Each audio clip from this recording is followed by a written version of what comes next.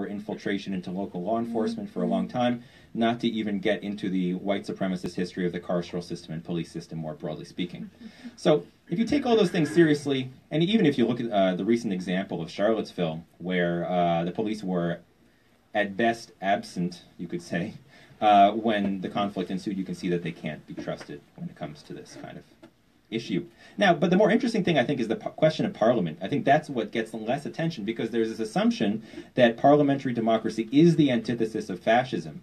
But if we look to the fact that Hitler and Mussolini were both appointed, they obtained power largely illegally, and that when Hitler took over, he did it through the Enabling Act, which was actually approved by the German parliament. You can see that in liberal democracies, there are often mechanisms for the centralization of power in times of perceived crisis. And of course, if you're trying to build a revolutionary movement to create a post-capitalist society, and if you're successful, there's going to be a crisis. So in that sense, I think it's more useful to think of liberal democracy and fascism as being different points on a continuity of capitalist governance. Let's talk a little bit, though, about some of the history. People understand that there was an anti-fascist movement during the 20s and 30s, but they don't know as much about the post-war period. Picking up a little bit on Britain here, we can see that after this period of anti-Semitic fascist reaction in the 40s, there was a shift towards focusing on immigrant communities from the Caribbean, South Asia, and elsewhere, evident in the slogan from the Fascist National Front, "Keep Britain White," in the 1970s. This led to the creation of a neo-Nazi skinhead movement. Skinhead culture, originally not racist, became racist. If you don't know why, ask a friend sitting next to you. I'm sure half this room knows why. And then moving into the 1980s was the creation of Anti-Fascist Action, which was an inspiration for the creation of anti-racist action in the United States, which was created in the late 1980s. Boy, a lot of people still showing up. That's great. Hi in the back. So the Antifa that we see today are essentially the descendants of this wave of organizing in the United States around anti-racist action. The Anti-Racist Action Network in the 90s grew to have thousands of members and hundreds of chapters around the US, Canada, and a little bit in Latin America. And that's the kind of trajectory that we can see through to today. More around the late 2000s, though, you see a greater use of a lot of the language and symbolism of the European movement, evident in the shift towards more groups calling themselves Antifa rather than anti-racist action, and a greater focus on the kind of anti-fascist flags and arrows, originally German symbols derived from the early 1930s that have become ubiquitous in the movement here. If you look at a lot of ARA periodicals from the 90s, they're pretty much absent, so it's interesting to see that kind of shift. So I'm going to say a few more things, and then I'm going to open it up to conversation and questions, because I get bored hearing myself, so I want to hear you. First, I've been speaking to the media a fair amount about this topic, and it's fascinating to see how narrowly they view the question. They're interested in masks, they're interested in violence, they're interested in masked violence, violence pertaining to masks. The New York Times did a whole thing on masks. They did. Literally did a whole thing on masks. So, you know, I try to emphasize that that's sort of one part of the consideration, that there are different ways to organize within the anti-fascist movement. There are groups affiliated with unions, like the General Defense Committees of the Industrial Workers of the World. There is Solidarity and Defense out in Michigan, which is another kind of popularly oriented anti-fascist formation that links struggles against police brutality and gentrification with the anti-fascist movement.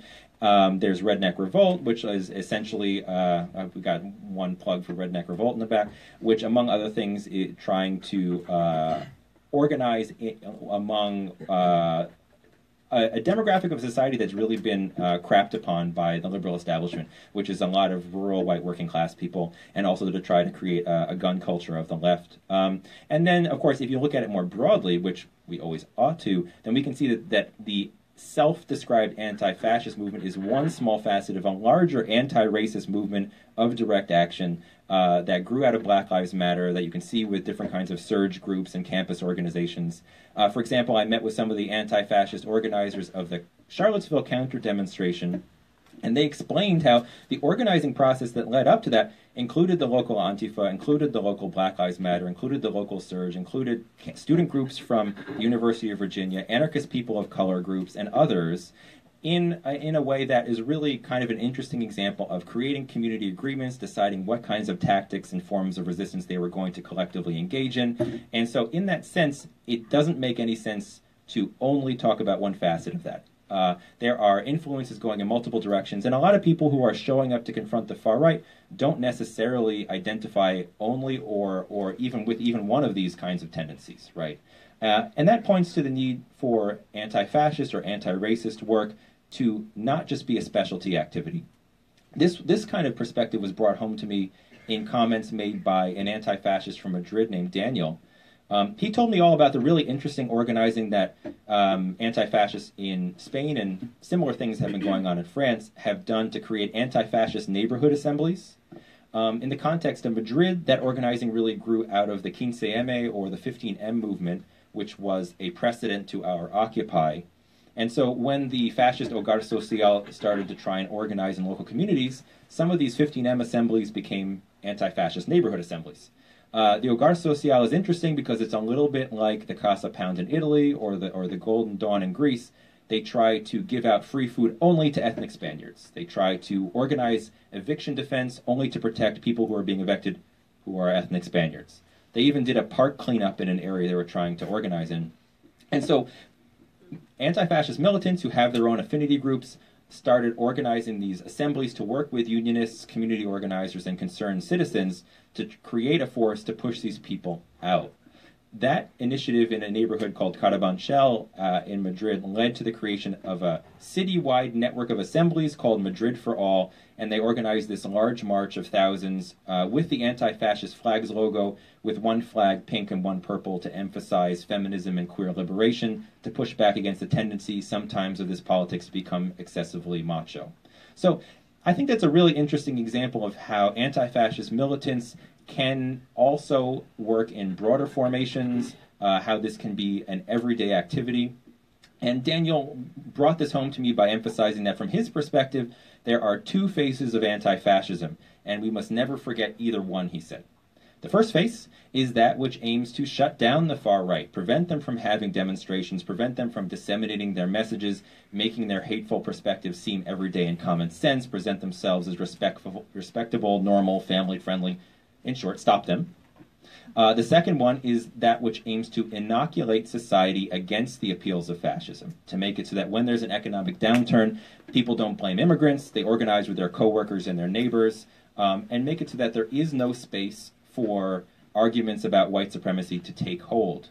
Because obviously we can see, it's no mystery, historically, fascism has risen and fallen to some extent based on these kinds of social factors, and simply trying to shut down the self-described white supremacists or fascists is only a tip of the larger iceberg.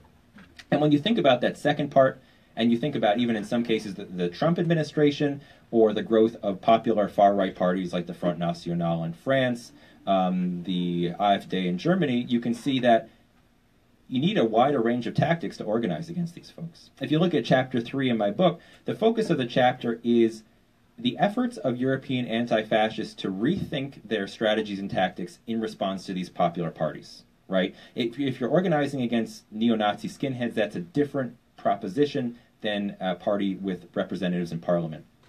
Ultimately, a lot of these folks that I spoke to weren't quite sure what to do, but I came away agreeing with what I heard from someone named Jim from the London Anti-Fascists, and he said when it comes to organizing against these popular far-right formations, ultimately the solution is we need to do our politics better than they do theirs.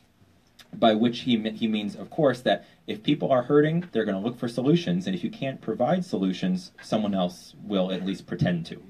And in that way, I think we can certainly think of union organizing, anti-police work, prison abolition work, all as kinds of anti-fascism. Think of fascism not just as the hateful words of a handful of people, but as a kind of tendency that worms its way into all sorts of political formations.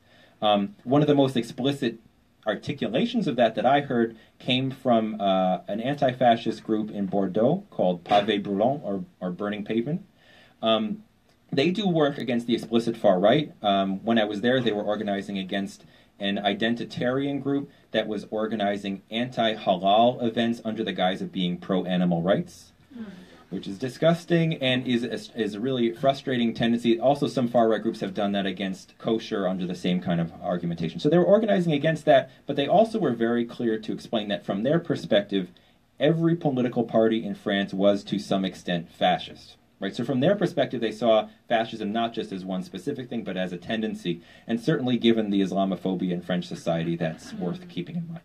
So really when you kind of zoom in and zoom out of this question, and you remember that the question of fascism and anti-fascism should really be understood as one facet of a larger conversation about histories of imperialism and genocide and white supremacy, then you can see that what we're talking about in the media with confrontations with explicit fascists is really just a point of departure for a larger conversation about resistance. And in that way, I often end my talks with the slogan from the Italians, "Siamo tutti antifascisti," that we're all anti-fascists. Fingers crossed that that's true tonight. We'll find out. Thank you.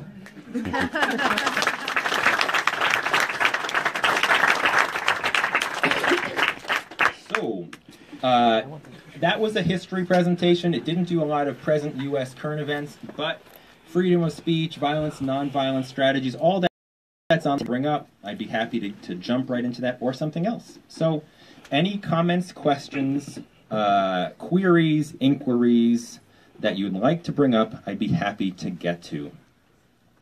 So it seems like we're gonna really?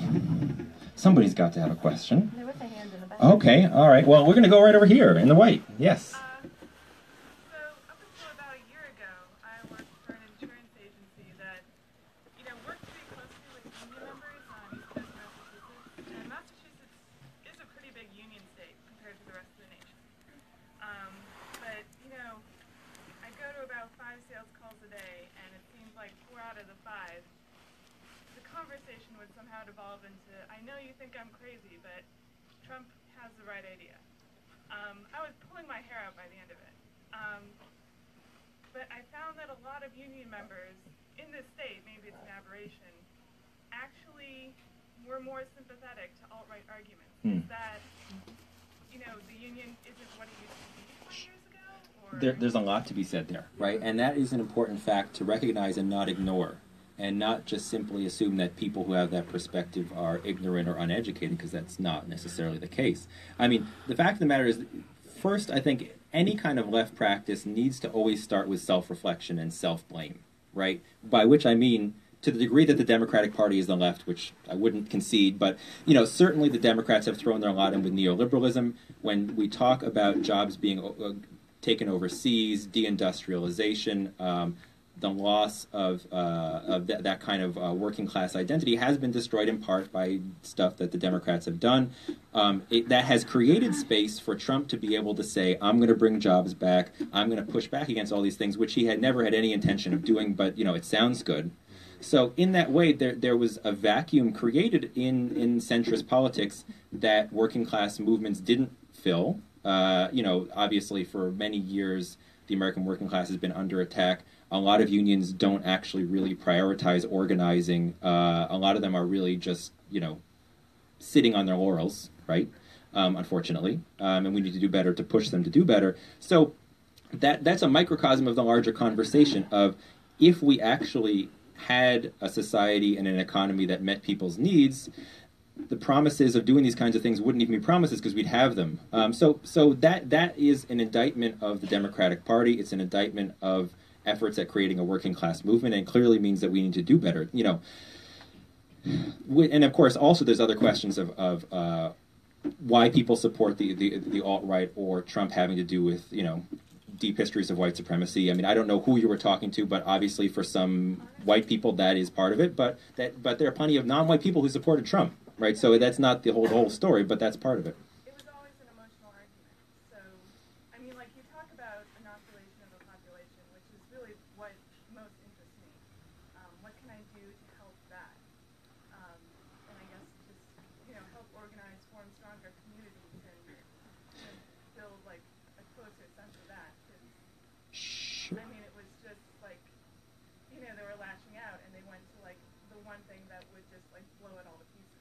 Sure, and the thing is that for the most part, politics are usually about emotional arguments in all sorts of directions, for good and for bad. I think a lot of people form their politics in part by bonds of socialization, community bonds, neighborhood bonds, religious bonds, cultural bonds, and so part of you, if you get into this anti-fascist history, also is creating, scenes around music and culture and art and society and community that people feel included in. They feel a sense of identity in opposition to these kinds of forces.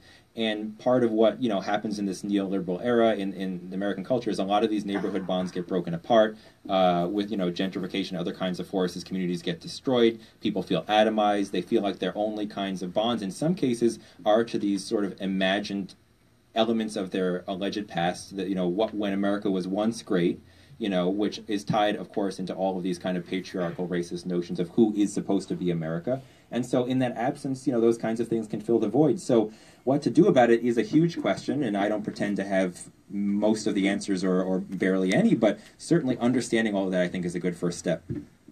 So thank you. Yes, right here.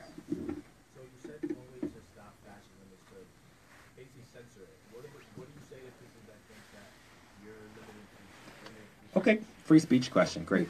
There's plenty to be said, and so I'm not going to cover all of it because I have a whole chapter on it. But I think I'll start with what do anti-fascists say about the question and work from there. So every interview subject I spoke to, I asked the question of how do you respond to that critique. People's responses had a lot to do with what country they were from. So which is no surprise, right? So when I spoke to the Greeks, they said, oh, that's a very American consideration. In Greece, we understand you fight the fascists. So for them, that wasn't really a thing, right? In other contexts, it can be a little bit different. So the Dutch anti-fascists I spoke to explained that, back in the 90s, even if everyday people didn't quite agree with confronting the far right, they had enough of a historical memory to remember what these folks did to be like, well, he is a Nazi, shrug, walk down the street. But that shifted a little bit after the murder of Pim Fortuyn, the kind of demagogue media personality in around 2002, I believe, so that people have become more sensitive to the argument subsequently. Certainly, Britain is closer to the U.S. in terms of questions like that, but even Britain has laws against hate speech. And interestingly enough, in Britain, the tradition of heckling a speaker is not considered an infringement upon free speech. It's sort of an audience response in that. So I think it's a good example of thinking through how this is all very culturally and historically produced. Really, the only country that fully has the conception that we have is us, strangely enough. All right, so the two responses I got from anti-fascists, the first was sort of the Greek response, which is no free speech for fascists. What's the next question? Let's move along. And in that sense, you could see that a lot of the anti-fascists I spoke to, especially in Europe, didn't even have, in many cases, an immediate response to the question because they were not used to really talking about it, which is interesting. The other response is that a lot of Americans came up with, and a few Europeans, is to say the following. So you brought up the term censorship. So part of the response is to say that anti-fascists are not the government.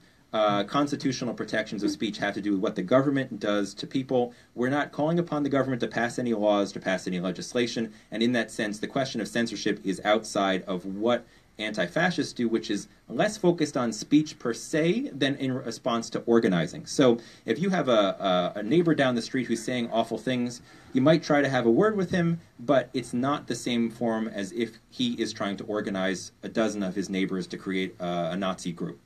So the focus has traditionally been on organizing, not speech per se. So that's one way of kind of feeling it out. Now, my intervention into all this, I'll start with the following. So I think that you can, to some extent, think of the question as an example of the debates that socialists and liberals have been having about rights for 200 years, right? So the classical liberal, when I say liberal here, it's classical liberal, and in that sense includes what we call liberals and conservatives. The classical liberal argument for rights goes something along the lines of, we're all equal because we can all, well, this wasn't as true many years ago, but at least more recently, we're all equal because we all have the right to vote. We're all equal because we have the right to purchase property. We're all equal because we have the right to free speech, right? It's a sort of abstract universal rights language. The socialist critique, though, of course, always is, well, in a stratified capitalist society, no, we don't, because we may all have the equal right to buy property, but we don't have the money to buy property. We all have the right to sell our labor to earn a living, but if there's mass unemployment, there may not be anyone to sell it to. So it's always a debate about the sort of abstract rights language versus the kind of embodied material reality of history. that can be applied to free speech. So think it through free speech. Free speech in a sort of liberal, abstract sense is neo-Nazis and Klansmen and anti-racists all are considered equal in this imagined free market of ideas, which is, of course, born out of an Enlightenment optimism that if you let these ideas engage with each other, the good ideas will rise to the top. Now, that was never true, but it was, in a European context, understood to be even less true after the horrors of the Holocaust and so forth. But, of course, when you have that free market of ideas, it doesn't have any value judgments. That's one way of looking at it. A more kind of anti-racist perspective that is born to a large extent out of left movements is to say, what does free speech mean for people of color, for queer and trans people, for Jews, for Muslims, who are actively being intimidated by the expression of this speech by white supremacist or fascist groups. And if you look at it in terms of not just the abstract rights, but the actual promotion of the lived experience of acting on those rights, then you might be sympathetic to the notion that allowing a neo-Nazi group to exist on a campus or in a community might actually reduce many people's experience of that kind of speech. Before I move on, though, there's one other kind of consideration, which is there's an assumption in our society that what we have is absolute free speech, and if it weren't for those meddling Antifa kids, we'd all be able to just do whatever we want. But there are like a million infringements upon free speech, whether you agree with them or not: copyright, obscenity, libel, bans on cigarette ads, not to mention the experience of the incarcerated who have their speech limited, the experience of the undocumented who in actual practice often feel unsafe fully expressing themselves. And then there's capitalism. So when you take all that into account, you recognize that whether or not you believe a rights framework is the best way to think about politics, if you, for the sake of argument, do, no right exists in its absolute, ever. They're always mitigated by other ones. And so the question is, given the history of Nazis and white supremacists, does organizing against them promote popular participation? I think it does. That's my opinion. All right. Thank you very much. In the middle, yes. Read your book, and I want to say it's really great. Thank you. On top of that, with J20 going on, Yes. and the state's kind of retribution for what they see as like, someone not liking what they do. There's a lot of people facing felony charges. In some ways, I don't think you have the answers, but how does this play into the idea of like kind of leftists being violent and setting a precedent so that way if you try to step out of line, whether it be through organizing as anarchists or as anti-fascists, that you're going to face 60 years? Well, you're right. Right. Did you want to jump in on that? Please do. Add a follow-up question. Okay. I had the same question, Okay. But expanded. What lessons can we be learning from the post-war history anti-fascist organizing and anti-fascist organizing in other countries about how to protect our people from the state? Yeah, so quickly for those who don't know, J20 refers to the more than 200 people who were arrested at the demonstration against Donald Trump on Inauguration Day in Washington, D.C. They're facing 60, 70 years in prison. It's bogus and is clearly, very transparently, an attempt to try and scare the crap out of anyone who wants to protest against Trump in the future, or protest in the future. So, for those who don't know, you should look up J20 Resistance. There are benefit events and ways that you can write letters and do all sorts of stuff in solidarity. I have a J20 benefit event in Montpelier, Vermont, coming up on December 7th. So, it, of course, needs to also be understood in the broader context where you have this ridiculous notion of the black identity extremist, when you have all these kinds of shifts towards focus on counterterrorism, which is a ridiculous concept to begin with, but shift away from white power groups towards other groups. Even Jeff Sessions was pressed on the existence of one current black identity extremist group. He could not name a single group because it's not a thing. So, now in terms of how to respond, the length and the significance of these sentences or proposed sentences or charges does not have a parallel in Europe. Stuff like what happened in J20 happens every 5 minutes in Europe, and it's just not as much of a consideration. I mean, I've read stories from the 90s of people throwing Molotovs, getting arrested, and serving 9 months. I mean, so it's a different context, and part of it, of course, has to do with the fact that we as a broader society don't push back enough. I mean, we have this alleged hashtag Trump resistance, and this should be at the forefront with some other things, of course, and people tend to ignore it. And you have liberal pundits like Chris Hayes saying, like, well, there was a limousine set on fire, without recognizing that it happened after the people were arrested. Not that anyone should go to prison. Not that anyone should go to prison, period. And that they should, but they should for something like that. I don't have anything really intelligent to say as far as the history. Certainly we need to expand it in terms of jail solidarity as being a form of anti-fascism. Think of anti-prison work as a form of anti-fascism, or not, but still do it. That's up to you. And so, yeah, I mean.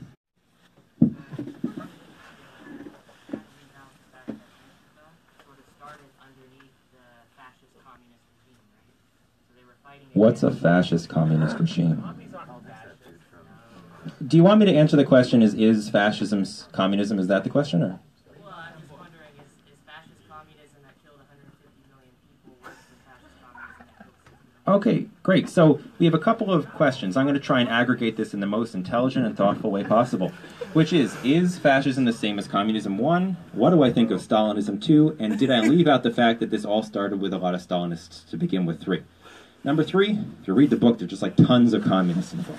All the time, communists, communists, communists. There's one thing that I don't leave out, is communists. Number 2, Stalinism. I'm really down on Stalinism. I really don't like, yeah, all right. I really don't like that Stalin killed all those people. I bet I'm even more upset about it than you are. And is fascism communism? No, but I don't like Stalinism or fascism either, but you can dislike things without them being the same. Okay, who's next? All right, right here. Go right ahead. You can. All right, we're moving on. I answered 3 questions. Go ahead. I don't know how to pronounce this person's name, but it's a quote from your book. Yep. I'm wondering if you could reframe it Sure. from its historical context into the modern Antifa movement. Sure, I'll try. So Joel Borrelstoma Almgren?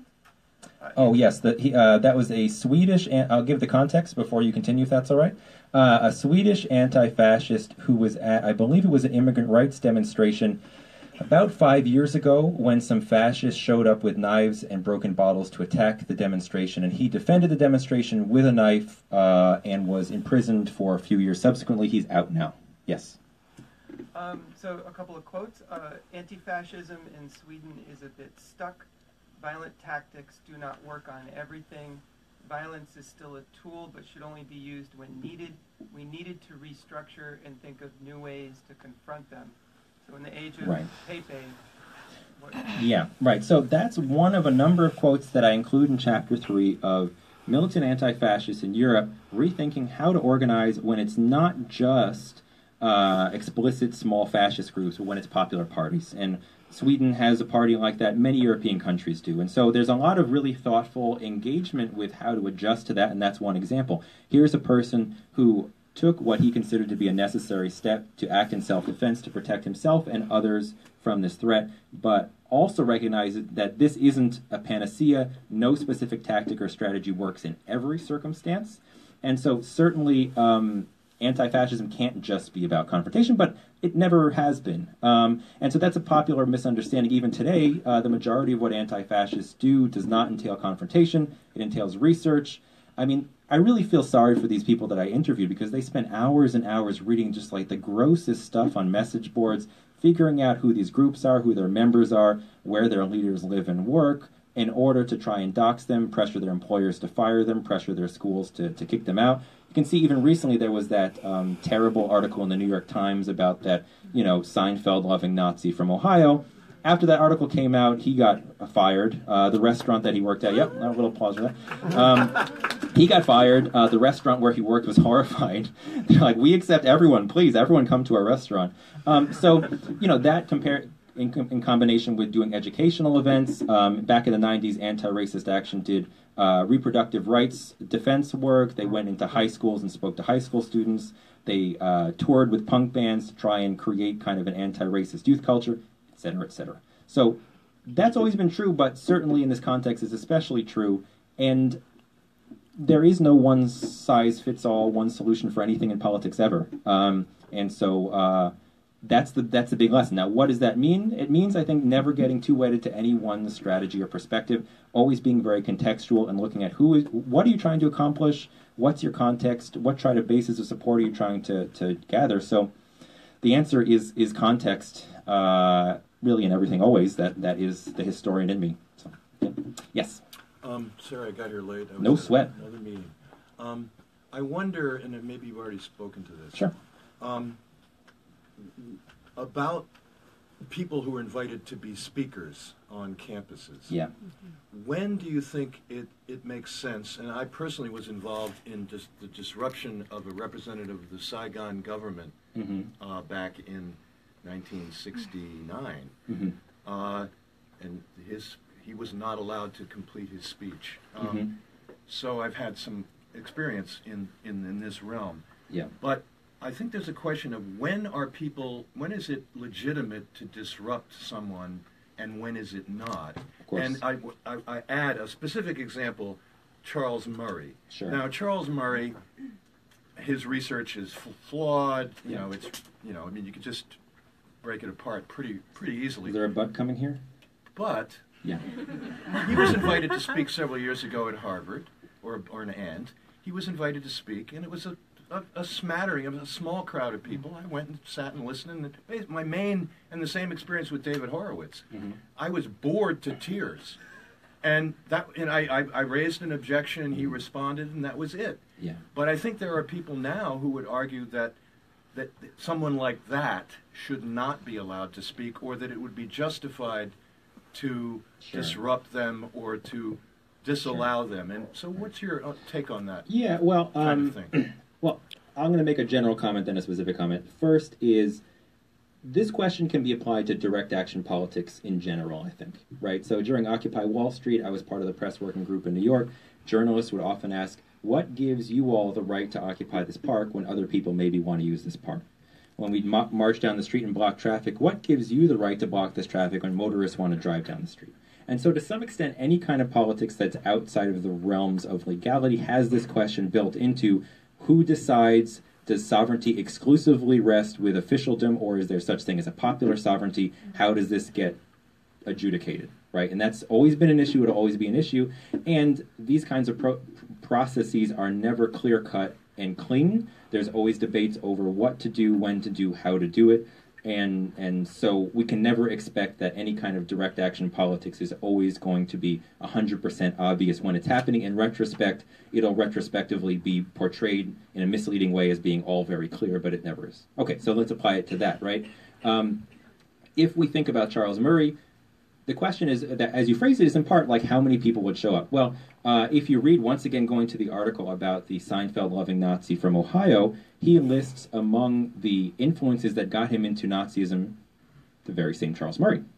So the question is, even if you ignore these events, and if only hypothetically a handful of people come, although these days it's not a handful anymore, one of those people could turn out to be a Nazi.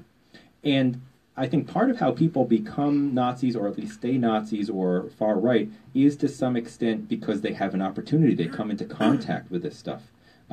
People these days, obviously can find things on the internet, but after Charlottesville, there are efforts to pressure web servers and forums to take this stuff down. And so I think part of the strategy is to push this stuff farther and farther to make people have to work harder and harder to get to it, recognizing that in the information era, you can never entirely get rid of it. So it seems to me that someone showing up at a Charles Murray thing where he's talking or he's recognized as someone who has basically made the argument that black people are less intelligent, without opposition, creates a situation where someone feels like maybe a potential white supremacist, maybe he's got a point. But I think if you make these kinds of events into crises, into situations where anyone showing up and considering even attending it realizes they're walking into a shit show, then I think that that's the kind of political message to send, that we're not just going to let these things happen in abstraction. That doesn't explicitly answer the question of how do you decide, but I think having some faith in popular politics, because, college students don't seem like they just, love organizing to shut down shit all the time, right? It's not random. They're not showing up to, football pep rallies and being like, let's shut it down. You know, there is sort of like a very discernible pattern here. Where it starts and stops may be debatable, but I'd rather have people super vigilant about this than being like, well, it's only a small handful of people. But can you be super vigilant, show up and challenge vigorously, even heckle? Harvard Law School have rules that allow for heckling. Show up, heckle, protest, object strenuously, but not shut it down. Well, I mean, but I think that there's an interesting question there. I mean, if you're heckling someone to the point where they can't express themselves, are we starting to find some common ground? Like when Richard Spencer spoke at the University of Florida, the event was not shut down. The students showed up and chanted football slogans over his talk so no one can hear him. I mean, so I don't think actually that these two perspectives are worlds apart, but would you heckle the whole time so no one can hear, or like let him just say half of what he wants to say? So I mean, even in that direction, it's not entirely clear where we're getting at. To me, the question is this a message that we as a society approve of or not, and to act accordingly? But, you know, ultimately people are going to disagree about this. If you show up and heckle. Other people maybe will shut it down.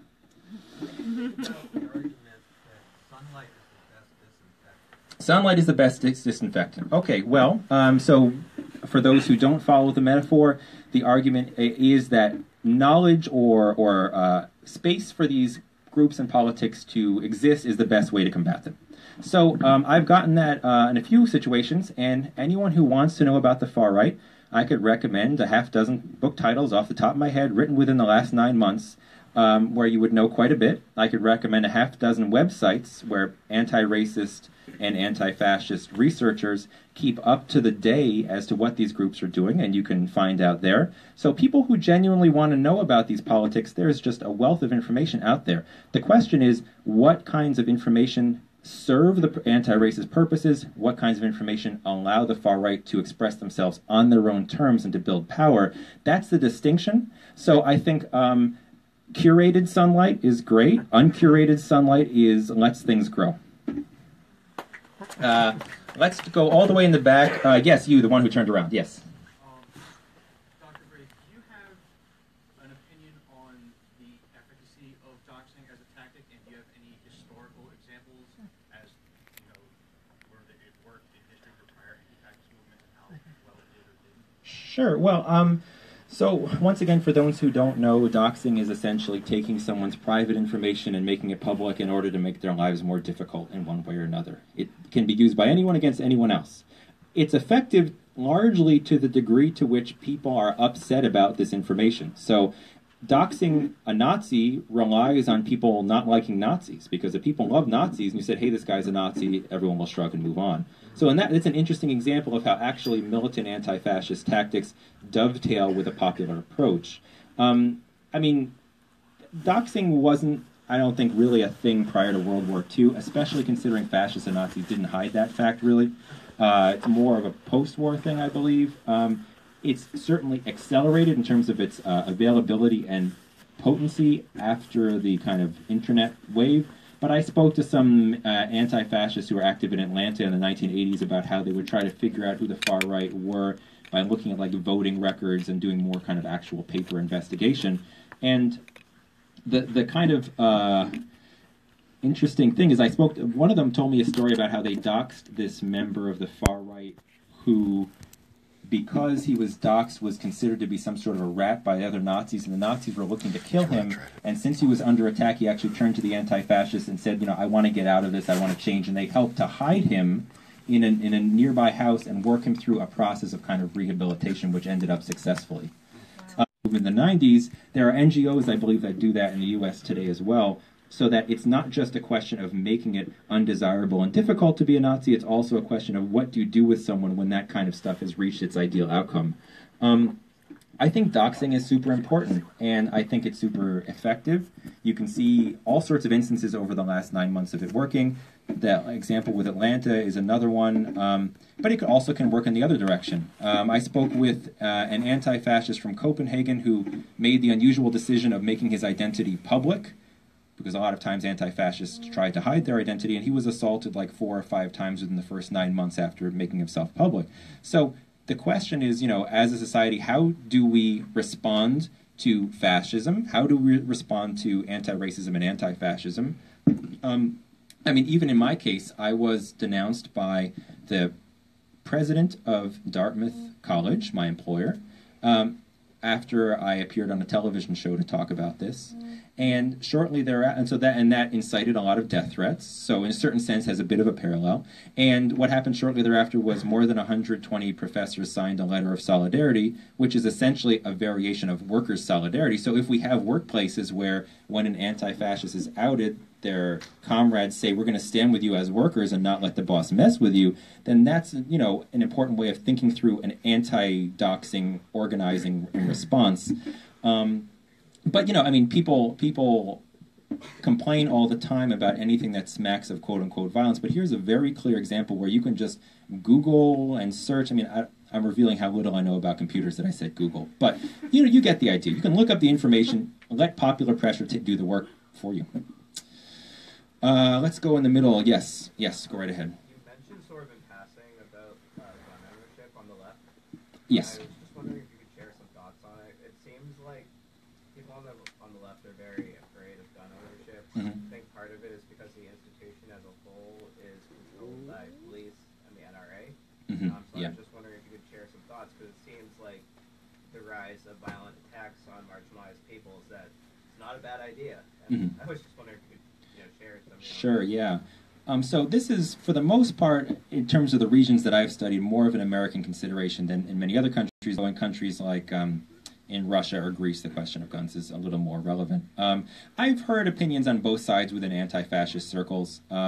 Certainly there are groups like Redneck Revolt or Trigger Warning, the Queer and Trans Gun Club, John Brown Gun Club, Huey P. Newton Gun Club. There's all sorts of these kinds of anti-racist, anti-fascist gun clubs that some of them sometimes show up to demonstrations with arms. I spoke to some of the anti-fascist organizers of the Charlottesville counter-demonstration who wanted to show up to the Charlottesville demonstration with firearms, but because the coalition they were organizing with, the other groups didn't want them to, they went with the community agreement not to do so. But from their perspective, they argued that having them serves as, from their perspective, an effective deterrent against both the police and the far right with weapons. I have no personal experience with firearms, and I think that there is no yes or no answer to any kind of strategic or tactical question, but the proposition that sometimes self-defense might entail firearms does not seem ludicrous to me. Yes. All right.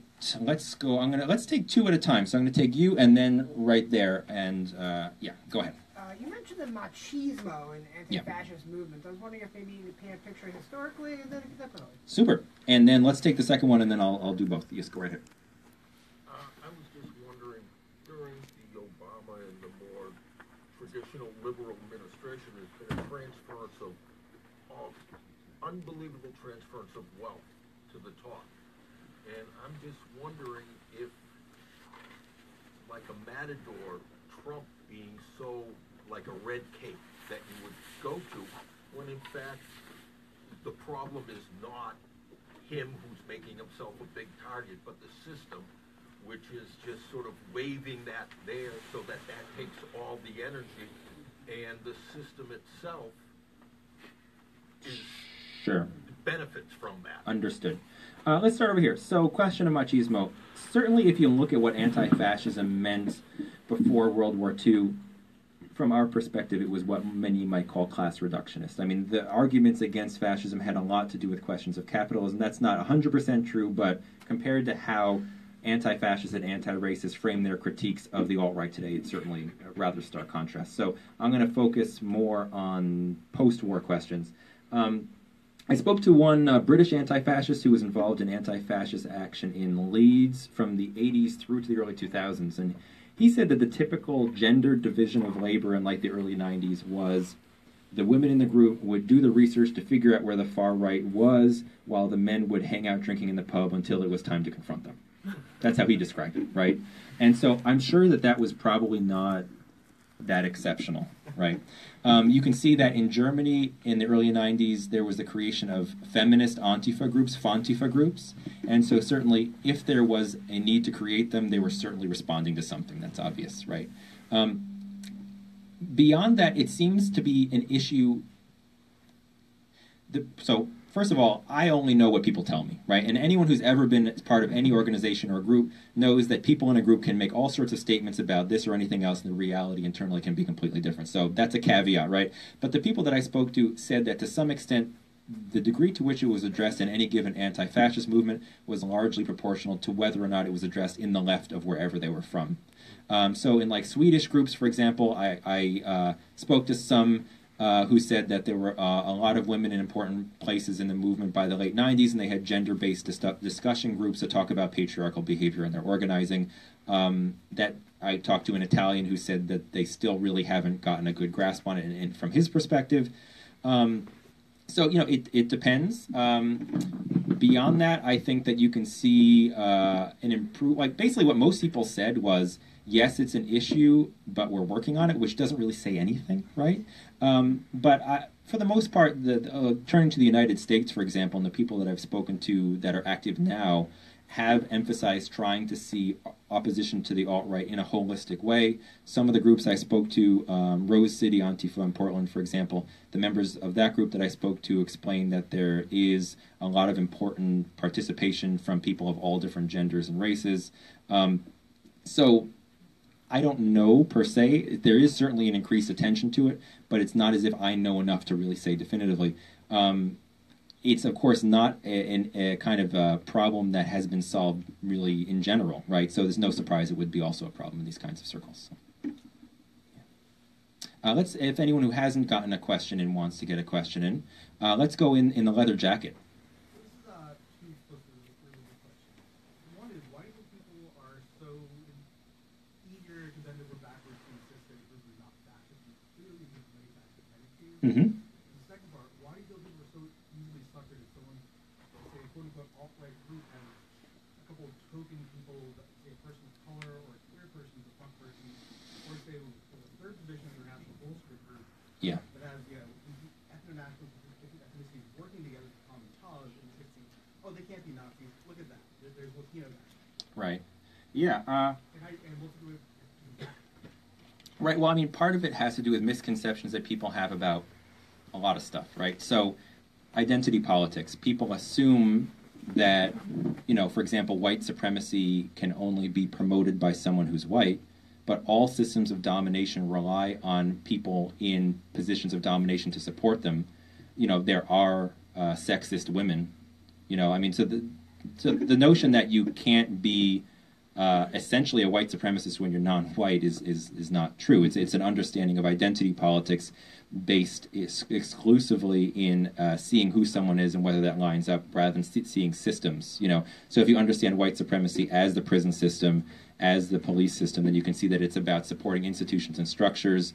You know, there were Jews who were part of the Judenrat who helped the Nazi killing machine. I mean, it happened. Plus, also, I mean, people assume that all fascists are explicitly white supremacist. I think implicitly they all are, but not all explicitly. So in Mussolini's movement, he had plenty of Jews and didn't have the same racial focus as Hitler. So part of it is that misunderstanding of identity politics. Part of it is also, it's weird that the media tends to take far-right groups at their word when they talk about themselves, or assume the best about them, like, hey, here's a group of Trump supporters, when, you know, anti-fascist researchers have pointed out that in that group of Trump supporters there are also people part of explicitly white supremacist and fascist groups. So it's a misunderstanding of what identity politics is, what fascism is. It's just, it goes really deep. And I think there's also an assumption that fascism's over, and that white supremacy's over, or that it never existed. And so if you grapple with those things, then you realize that there's this kind of pragmatist kind of liberal streak of, like, I'm not going to fall for the emotional appeal of talking about fascism. I'm going to be, like, very specific, and it's really just misinformed and uneducated. So, too bad. Yeah, right there. Yep.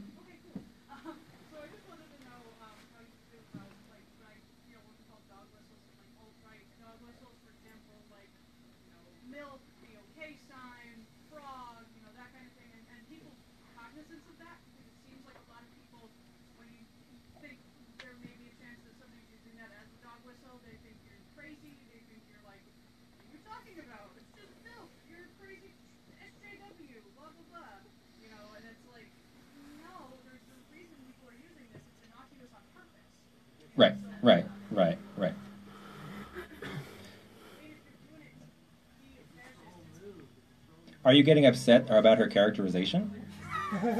Sounds like someone's getting upset in the corner there, really feeling uncomfortable. Jeez. Take it easy, dude. This is just a conversation. So, clearly in the post-war period, we can see that fascists have gone to great lengths to try and convince people that they're not fascists while still being fascists. There's all sorts of variations about it. There's all sorts of symbols. There's all sorts of names. Identitarianism, the French New Right, instead of a swastika, have that little pointy thing in a circle. Pepe the Frog, drinking some milk, making a white power symbol.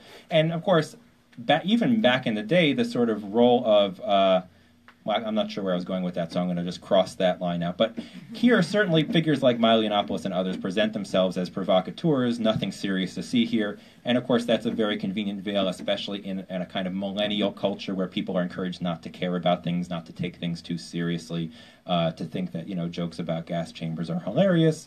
The irony, of course, is that these very same people get all up in arms if you have, like, an all-female remake of Ghostbusters or, so, I mean... Black people in Star Wars just makes their heads explode. The other night, that idiot Lucian Wintrich attacked someone for snatching his little piece of paper. I mean, for F's sake. I mean, really. Yeah, all right. Yeah. Right here, yeah. Yeah, I tend to agree with most of what you said. I don't think there is one tactic that you have to use every single time. Sure. But I tend to favor large counter-mobilizations that can involve as many people as possible to be the most effective politically in the context of this country. I mean, we didn't fight a war during in the 40s on this soil like the Europeans did. So we have a different history around this. And then there's just a question, like when I was watching the Trump rallies leading up to the election, I tended to think that, a number of the disruptions that were going on actually fed into his support, really. That from a tactical standpoint, I don't think some of those were wise, really, because I'm originally from Pennsylvania, and people there, kind of reacted in a different way than, say, we would imagine it here in Massachusetts. And this whole question of free speech comes up, and I looked on YouTube. He spent like half of he had no answers for the crisis, that we're in. Right. So he would spend half his time talking about, a disruptor or whatever. Sure. Yeah, well, first of all, if you want to organize mass demonstrations, do it. That's great. Go for it. No one's disagreeing with that. Second, in terms of the question of do disruptions help the far right or do they help Trump? I'm sure that there are Trump voters who were happy at him encouraging violence against counter-protesters. Like that's pretty self-evident. But I think the broader question is, how serious do you think the threat of Trump is? If you are of the perspective that many liberals are, that this is qualitatively and quantitatively much worse than normal, which we can debate if that's true, but if you believe that, then what kinds of resistance should you use, and is simply marching enough if you think someone is fascistic in the White House? Maybe not, right? The question is, how bad does it have to get before more than that is legitimate?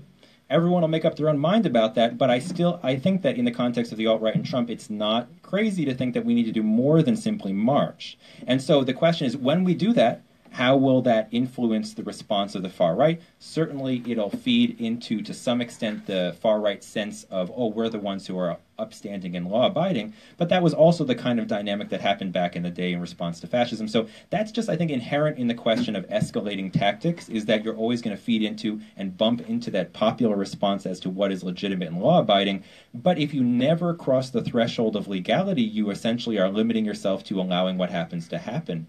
So those are the considerations, and you're going to make up your own mind, we'll make up our own mind, everyone will make up their own mind. And, well, I know in the Occupy movement, we cross the line of legality quite often, and we've expanded our legality, quite frankly, coming out of that movement.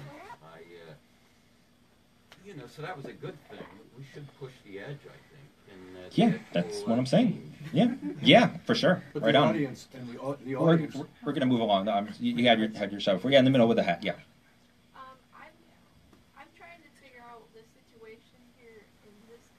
With regard to how the fascism is forming, and one thing I noticed was a few years, about maybe like 10 years ago there was this, you know, so-called libertarianism, and then they seemed to feed over into men's rights activism, and then there was this, and then at some point I feel like maybe like fascists started whispering into these guys' ears about you know, fascist stuff. Do you know anything about the overlaps between that? Yeah, I mean, I have some friends who know a lot more about that than I do. I know more about left responses to the right than the right per se, but you're right that that's happened. I think it's not entirely surprising, considering that if you really think through the logical implications of a completely free market, capitalist, stateless society, what you're going to have is just sort of overlapping kind of private security apparatuses with no civil liberties and just like a dystopian hell. And it's important to point out that the term libertarian was originally a term for essentially anarchism, for libertarian socialism, and was attempted to co-opt in the same way as the kind of bogus notion of anarcho-capitalist, which doesn't make any sense. So in that way, I think you can see that the argument that like libertarians and fascists have nothing in common is really actually not that true if you think through what those kinds of ideas would mean in the long run. I think also that there's basically just... It shows that a lot of these people aren't really that wedded to any specific ideas and just are kind of like toxic in the way that they look at the world. And there's a weird kind of connections between all these different groups that on the face of them maybe don't have anything to do with each other. But, you know, if you think through how misogyny and capitalism and racism and authoritarianism relate, you can kind of see how you're going to end up in the same kind of sewer. So, but that's not really a good answer because I don't know a whole lot about that. But you're right. Yeah. Let me just do a time check. All right, I'm going to go on for another 10 minutes or so, I'll take a few more. Let's start over on the side here. Yeah. All right. My question is, so in terms of this particular moment that we're in, I see a stark change. Like you can exactly name it in Charlottesville in terms of we finally have the moral high ground. For 1 minute, we had the moral high ground. If you look at even weeks before that in Berkeley, everything they were saying about people that were going out, the street fights, the rhetoric changed in a minute. Yeah. And then on our side, our response has been successful around some shutting down of some events, and the right seems retreating in public a little bit. I would argue that we're not taking advantage of this moment when for the first time, at least in my life, we have the moral high ground. What do you think about that? What do you think, like, what are the conversations you're having with people? Do other people see this as a moment of opportunity? Sure. Are we losing that? Well, I think I don't think that you're wrong, but I do think that it's important to recognize that this sort of moment of moral high ground was more about the liberal media being angry at Trump than anything else. And so in that sense, it was very kind of artificial, unstable, and fleeting. So in that sense, I think, but on the other hand, though, I do think that, and I have been pretty well focused on kind of public conversations around this topic, there has been a shift away from the one-dimensional anti-fascist or fascist violence is violence. There has been a bit of a shift away from that, although after Charlottesville, after the sort of 5 days when it was, as you described, there were this sort of wave of hot takes that they are equivalent. I think it's sort of backed off from that a little bit. It'll be interesting to see how things are covered the next time there's something newsworthy enough for this to be a big question again, which unfortunately is probably only a matter of time. So I think that part of it is a media question. I think that opposition movements can never count on the mainstream media to be their friends, and any kind of brief window of sympathetic coverage is always going to close. You can nudge it, and I've put a fair amount of time into nudging this and other things, and nudging's worthwhile, but never with a vision that you're going to win the conversation in the public sphere, because you have to look at the kind of profit-driven industry that the media is and recognize that politics come along with that. That having been said, though, I think that there have been a lot of successes in community organizing, in making it clear to people that this is a threat, making it clear that there are things that we can do, that popular opposition, direct action can be effective, that there's multiple different ways that resistance can look, multiple different traditions to draw from. This is one of them. You don't like it, draw from another one. You know, so I think that overall, if you put aside the question of Antifa and look at this broader anti-racist movement, I do think it is getting stronger. I do think more people are feeling empowered to act in a variety of ways. And so that's like the big picture question. well, one of the big picture questions. It really is more of a medium picture question because it addresses one part of the conversation when this is so much bigger. Taking advantage of it, yeah, we should try to push the envelope, but also recognize that it's always going to kind of go up and down and try to have a long picture take on it. But, you know, what that means in any given place and time is always contextual. So, 8:23, we've got time for a little more. I'm going to go on the floor over here.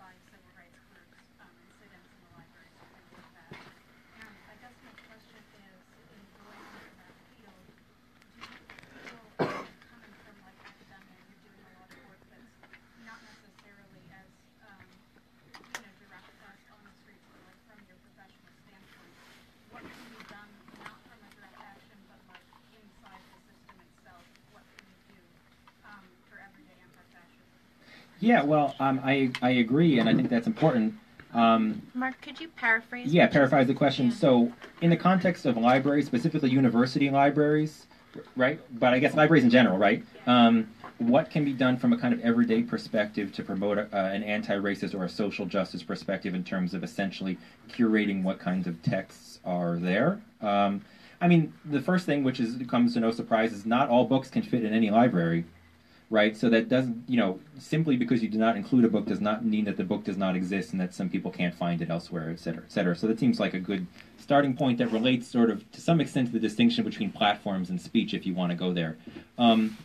Yeah, I mean, I think it's kind of funny that in all these institutions in society there are laws and codes of normal behavior around, for example, to take the current events around sexual harassment, for example, that is not a value neutral you know, law/common sense perspective. We have all these values, we're swimming in all these values, so to think that we can kind of suddenly put them aside and ignore them when it comes to deciding which books to promote in a library or which kinds of speakers to have in a university is, well, one is I think is actually kind of impossible, because whenever you have speakers or books, you're actually making one of these kinds of value judgments, one of these kinds of political judgments, whether you know it or not. What we're talking about is when you know it and when you make decisions. I just think that there's so many great books. Like, why put a terrible one in the library? I don't know enough about libraries probably to say something more specific about that. It seems like these kinds of arguments are happening, should continue to happen, and that should feel emboldened having certain, at least minimalist values around this and other things. You know, that feels like a statement. It shouldn't be a statement. Like, let's have values. It's controversial. All right, in the gray sweatshirt, I'm going to give you a chance. You've been holding your hand up for a while. This will be a good finale. Go ahead. It's pretty undisputed that communism has killed probably around 140 million people. Okay. His friend said 120.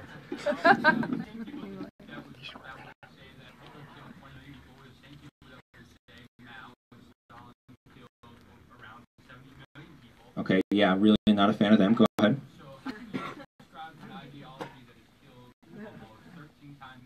I don't. It's easy. I don't. It's easy. I don't. I don't. Yeah. It's easy. I don't.